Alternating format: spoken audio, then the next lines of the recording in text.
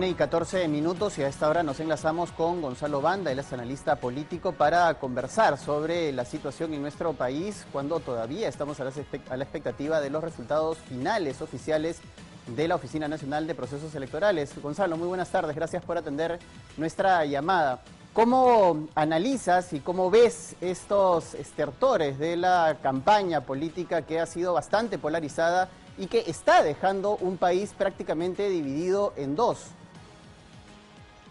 Sí, creo que ya habiendo acabado el proceso electoral es el momento de apostar por los sensatos, ¿no? Aquellos que puedan tender en este momento puentes, ¿no?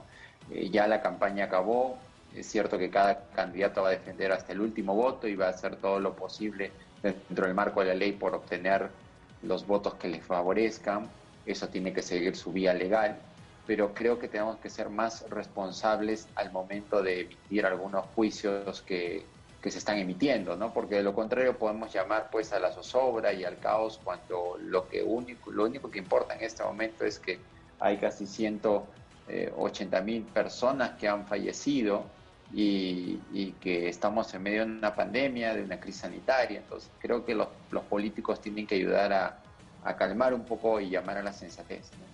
Así es, eso es sumamente importante y en ese sentido, en medio de la expectativa y la espera de estos resultados, Gonzalo, hemos escuchado de ambas orillas, ¿no? La palabra fraude, usada muy a la ligera, de manera muy irresponsable, y eso no está contribuyendo al ambiente y clima de paz que necesitamos finalmente y ya de cara a quien resulte electo presidente y lo que nos espera más adelante.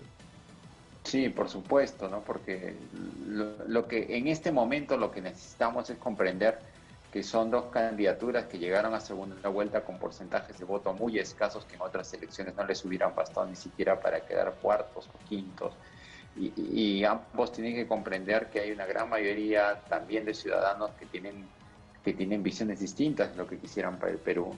Y creo que eso es fundamental, ¿no? Porque, a ver, ya que terminó de nuevo la campaña, los candidatos tienen que enviar mensajes de calma y de tranquilidad, porque si no parece un déjà vu que no hemos aprendido del 2016, por lo menos, ¿no? Mira lo que nos terminó conduciendo las conductas solamente posteriores a la reacción de los resultados, ¿no? ¿Cuánto tiempo demoró en procesarse ese resultado en los ánimos políticos y cuánto luego cosechamos de esa tempestad, ¿no? 4 presidentes en 5 años, un Congreso disuelto. No estamos para eso, ¿no? Así es, eso es sumamente importante. Hablemos del sur, Gonzalo, un tema que tú dominas bastante bien y que tú manejas. Estos candidatos, como tú bien has mencionado, han obtenido en la primera vuelta 18 y 13%, aprox, ¿no? Hablando de cifras a grandes rasgos. Sin embargo, en el sur, por ejemplo, hay algunos departamentos como Puno, Ayacucho, Cusco, en donde, por ejemplo, el candidato Pedro Castillo ha obtenido por encima del 80% de intención de voto. Esta situación implica un escenario particular para cualquiera de los dos que termine siendo electo finalmente en estas elecciones. En el caso de Keiko Fujimori, si resultara electa presidente, ese sur le va a ser hostil de alguna manera. Es un sur que se ha mostrado en contra de su candidatura, básicamente, por esta campaña que ha sido marcada por el antivoto. Y en el caso de Pedro Castillo, este sur le va a exigir que cumpla con los compromisos que él haya podido asumir en campaña, y esta situación evidentemente va a marcar el derrotero de los próximos 5 años. Sí, estoy totalmente de acuerdo contigo. Creo que en el caso de Castillo sumaría algo que Pablo Sosa ha dicho, que es el voto por identidad, ¿no? O sea, ese voto de identificación que ha tenido Castillo, que le ha sido mucho más fácil que cualquier otro candidato de la izquierda, ¿no? Incluso en muchas regiones y en muchos distritos ha obtenido votaciones más altas que las que obtuvo Ollanta, ¿no? Yusco, por ejemplo, ahí en Cusco, un distrito donde ha obtenido casi el 98% de los votos, ¿no? Lo cual habla de una expectativa de votar por una persona que por lo menos comulgue con su identidad cultural, ¿no? O sea, creo que ese es un factor que todavía no hemos analizado, pero que parte de eso. Ciertamente hay un voto que podríamos decir está contrario, digamos, a algunas ideas que se han venido sosteniendo en esta campaña, pero también es un voto también de identidad, ¿no? Está afirmando ahí una aspiración a tener otro tipo de representación política. Castillo no puede traicionarse a sí mismo si es que quiere mantener ese capital social en activo, ¿no? Pero tampoco puede hacer un gobierno tirando todo por la ventana. Tiene que saber que hasta los proyectos con grandes reformas incluyen un gran consenso, y eso es lo que esperamos que se pueda conseguir en los próximos días, ¿no? Que él pueda tener esa estatura moral y estatura política de poder convocar a varias personas, ¿no?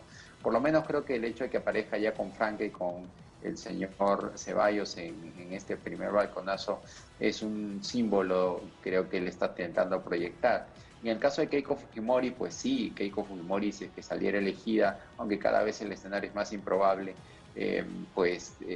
tiene pues que reconciliarse no solamente con el sur, sino con muchas de las regiones donde no ha recibido apoyo, ¿no?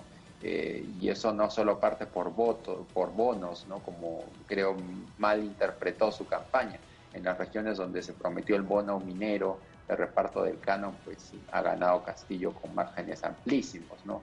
Eso debe obedecer a una relectura de lo que significa la propuesta y la agenda de reformas políticas que necesitan estas regiones, y no solamente dinero. Así es, y eso es sumamente importante. Hablando y continuando con el candidato Castillo, por ejemplo, Pedro Franque, que es otra de las personas que ha salido en los últimos días junto a él y que es parte de su equipo técnico y el que está o estaría encargado del manejo económico, ha hablado de la necesidad de un gabinete que tenga a personas de las regiones. Yo te pregunto si esto es suficiente para, en esta primera etapa o en estos primeros meses de gobierno, calmar los ánimos de las regiones que le han sido esquivas, pero además, ¿qué se tiene que hacer en materia de reforma del Estado para que precisamente en el interior del país se vean los beneficios de un crecimiento económico a futuro? Sí, yo creo que lo que fundamentalmente se tiene que hacer es llevar la profesionalización del servicio civil y la gestión de las capacidades de las regiones. Las condiciones en las que trabajan muchos gobiernos regionales son precarias, igual que muchas municipalidades en zonas rurales, ¿no? Tienen déficit ahí de personal y de capacidades, y eso es algo que no es un secreto, ¿no? No solo basta con transferir plata, porque si solo transfieres plata, pues el escenario no es pues auspicioso, ¿no? Transferir dinero solamente pues no sirve cuando tú lo que buscas fundamentalmente es que se mejoren las competencias, y ahí hay varias deudas pendientes, ¿no? ¿Cómo hacemos para mejorar las condiciones de trabajo y de reclutamiento en los gobiernos regionales, municipales? ¿Cómo hacer para mejorar la gobernanza entre los niveles nacional y local? Esas son reformas auspiciosas que tenemos que comenzar a hacerlas ya mismo, porque de lo contrario, pues vamos a estar volviendo a repetir este mismo discurso de acá 5 años. Y en ese sentido, el papel del Congreso, que en este momento está recibiendo sus credenciales, es fundamental. Es prudente que cualquiera que resulte electo tienda puentes inmediatamente con el Congreso y puedan establecer una agenda mínima de cara a los 100 primeros días y posteriormente al primer año de gobierno para tener claro qué es en lo que van a avanzar en materia de reformas, en materia de leyes, para poder concretar un proyecto país que finalmente sea para todos los peruanos, no solo para los que votaron por una u otra candidatura. Sí, estoy totalmente de acuerdo, ¿no?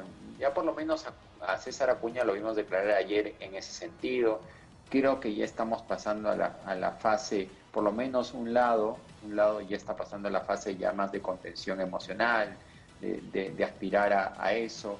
Creo que lo que ahora viene, de ahora en adelante, es que no solamente se ponga sobre la mesa la agenda legislativa, sino sobre todo cerremos esos posibles discursos que a veces se dejaron abiertos producto de la vacancia, la interpretación, de la disolución del Congreso.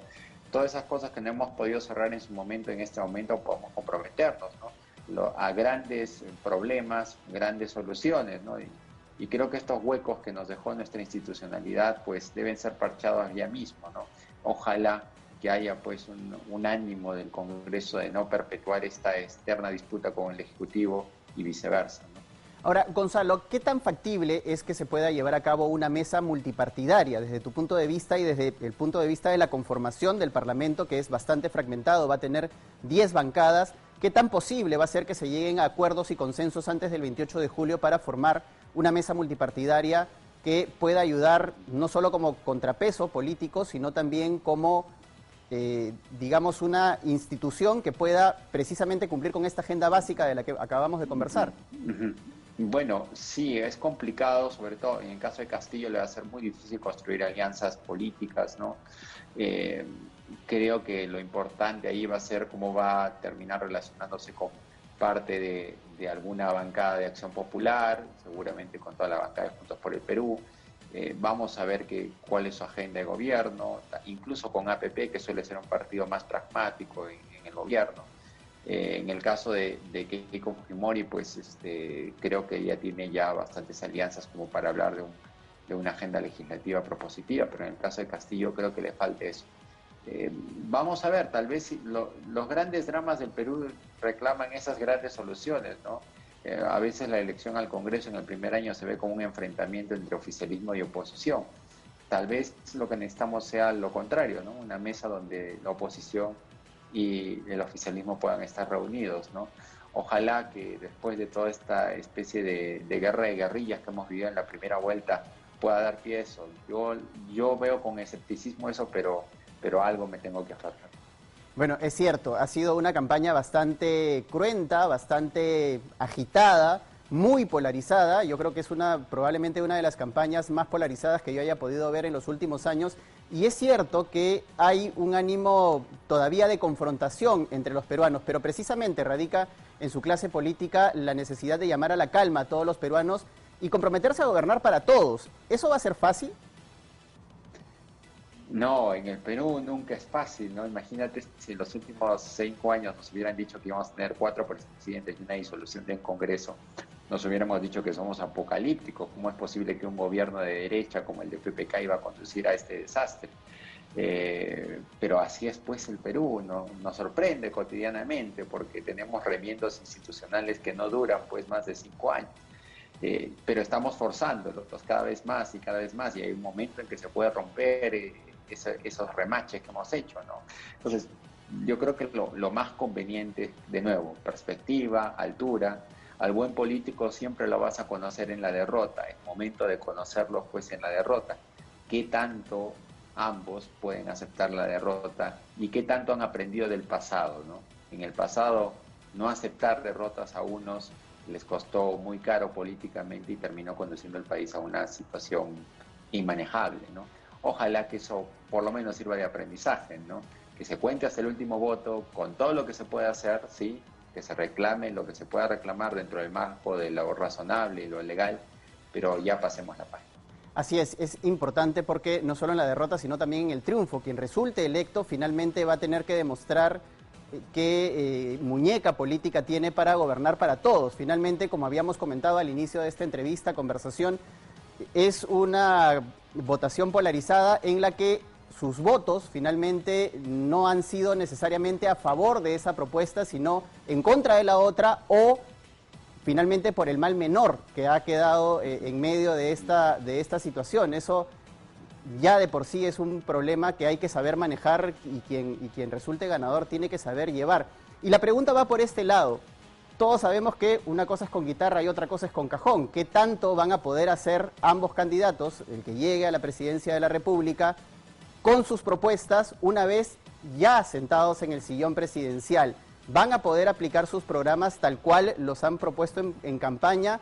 ¿Van a tener que hacerles cambios muy radicales? ¿Cómo se va a manejar eso? Ya juguemos un poquito de repente a la bola de cristal, pero al análisis en todo caso de lo que va a ser la futura presidencia de cualquiera de los dos que llegue a Palacio de Gobierno.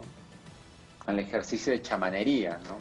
A los analistas políticos a veces nos piden hacer eso, pero nada más impredecible que la política peruana, ¿no? Pero yo creo que ambos se enfrentan a un país en situaciones críticas, ¿no? Es un país que está en una unidad de cuidados intensivos.